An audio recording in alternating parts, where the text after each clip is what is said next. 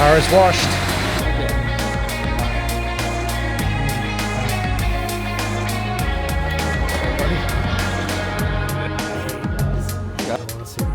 Oh wow! Yay!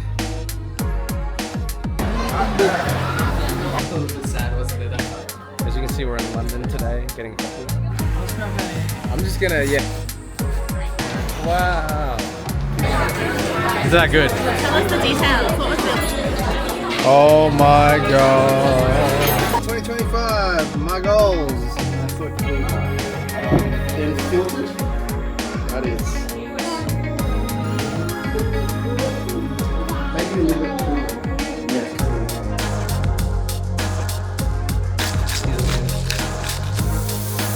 Oh, this is barbecue. Look at these ears.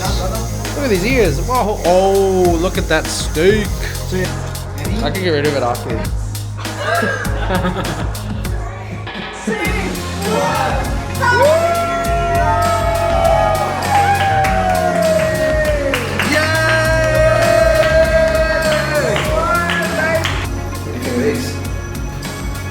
Go for a run with these. What is that hat? I've left it. If anyone's watching us right now, this is the most lame thing they've ever seen. Start off the new year. Just focus on your heart rate. Just stay in zone 2. I'm not unfit. I am an athlete. Maximum zone 5. Zone 5. Sorry, dude. Dreaming and scheming for 2025. Planning and praying. And he's very cute.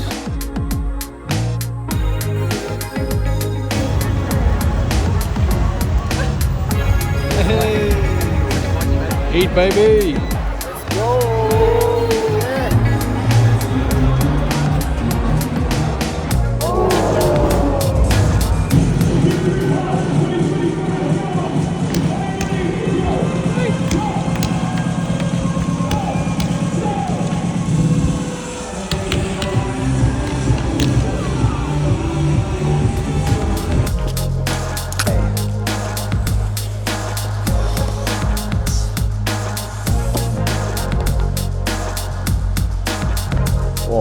Oh, look at that.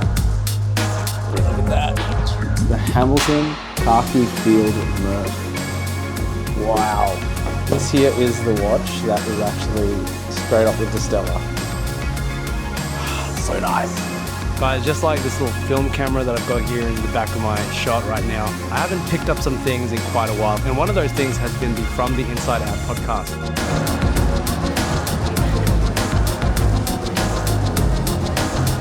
Yo, the guys. How are you? Good, bro. Vlogging, bro. Always vlogging. Just chilling with the goat, catching up. He's making me do high rocks. So, yeah, I might do high rocks this year. You heard it here first. Bye. Your heart rate variance as well, which is like how well you recover. Right, I am now unwinding. Done. Max. Let's go get this developed.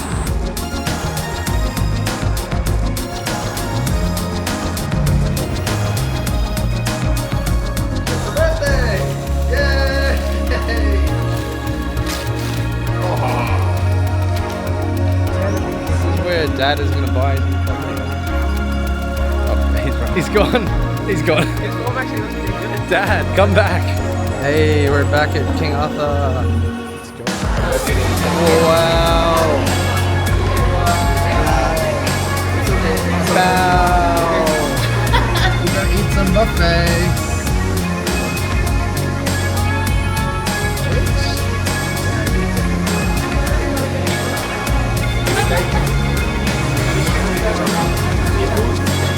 Oh, yep.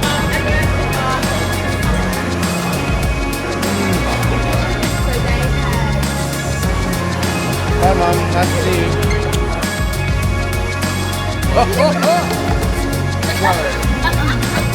See you in March for High Rocks. Drive safe. Happy morning, everybody. One of the things that we do as a family at the start of the year, well, my wife and I, and her family specifically, is we dedicate the first 3 days of the year to prayer and fasting. We're Christians, we believe in God, and we ask Him for direction every day, but at the start of each year, we really put aside time to just fast and to pray and to plan for the year. Seek vision, seek what He has for us. And the words that have come to me since doing that have been the words open hand. And it's funny because my brother also feels like he has a similar word for the year. And last year people were talking about at the beginning of the year that 2024 would be a year of open doors, and that definitely happened. I'm excited to see what a year of an open hand will look like. And what that means for me essentially is Proverbs 16:9 says, we make plans, but the Lord directs our steps. I might have misquoted that. In essence, we make our plans, but at the end of the day, I don't want to hold on to them too tightly. I don't want to do things in my own strength, because I get to see the cool things that He makes happen and the people He's allowing Annie and I to become, and also to speak life into, to impact. And that's all part of our journey and what we want to do with our lives.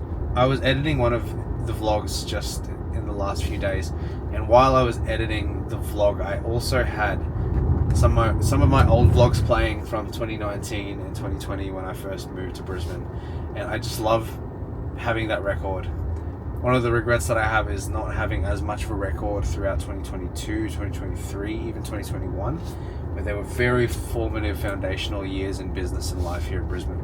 But I have some of that in 2019 and 2020, and I watched my end of 2019 recap, where it's the video where I say that 2019 was the biggest year of my life, and up to that point that certainly was the case. The lessons that I said that I'd learned in 2019 are, funnily enough, still very relevant to the things that I would say at the beginning of 2025, or the lessons of 2024, plus some new additions to the life lessons that I've experienced.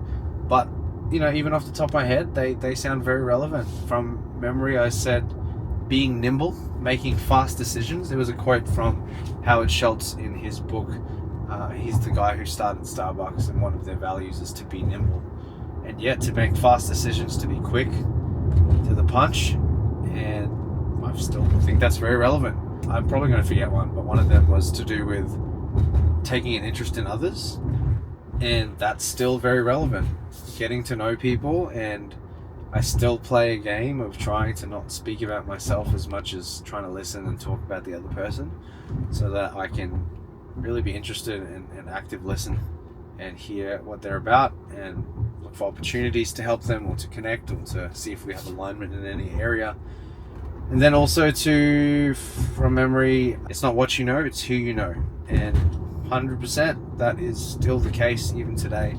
Nothing gets done without people, and I would prefer to have a full Rolodex or a full contact list of great connections that I have genuine relationships with than having a full bank account, because you know, you can build up the financial resource back over time, but connections not just financially help you to get ahead, but they physically can help you to move around the world, to open doors and opportunities. And you know, that whole thing of we're only 6 degrees of separation from pretty much anyone in the world, and I've very quickly found that sometimes it's 1 or 2 degrees of separation from people that we really aspire to be like, or to meet.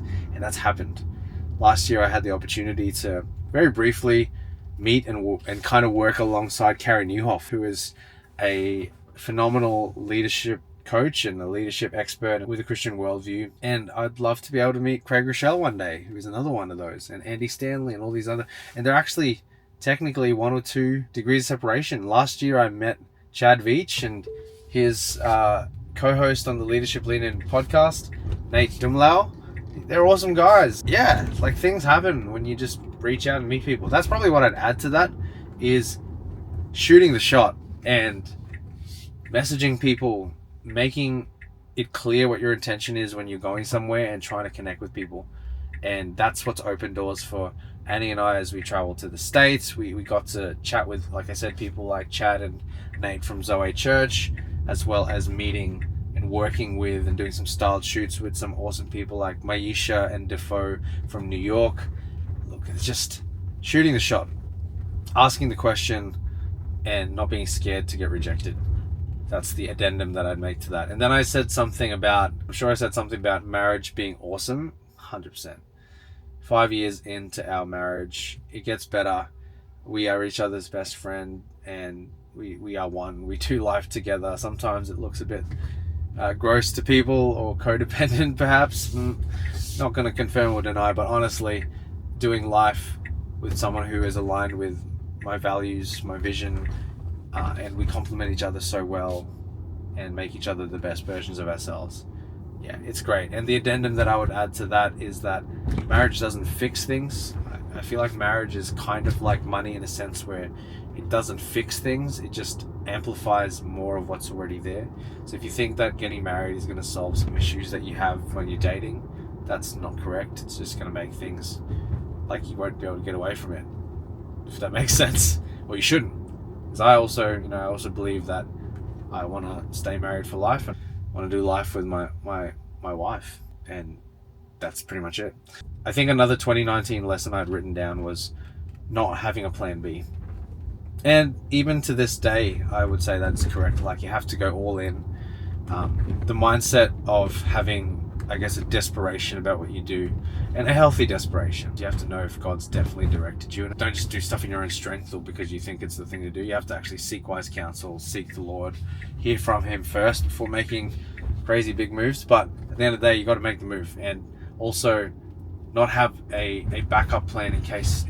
You know, what if it goes wrong? What if it doesn't pan out? That cannot be in your vocabulary. There has to be all in, all or nothing when you're doing something, and then you know, whatever the result is, you just gotta learn from, I guess. And yeah, same thing. And God is good. That was my lesson 6 or something like that. Yeah, 100%. He's the bomb. He is the best. Doing life with the Lord is the best. I'm just gonna go park and do some quick banking. This might be the whole video. I actually don't know where I was going with this. I just started recording. But yeah, I don't know. That actually felt like a whole video. So that was off the cuff. I hope you enjoyed that. Maybe I'll come up with some new lessons that I've learned. Lessons from 5 years of marriage. Lessons from 5 years of business. If you'd like something like that, lessons from moving to a new city, let me know. Comment below. Let's make this content stuff that you want to hear and you find valuable. Thanks for watching, guys. Much love. See you soon.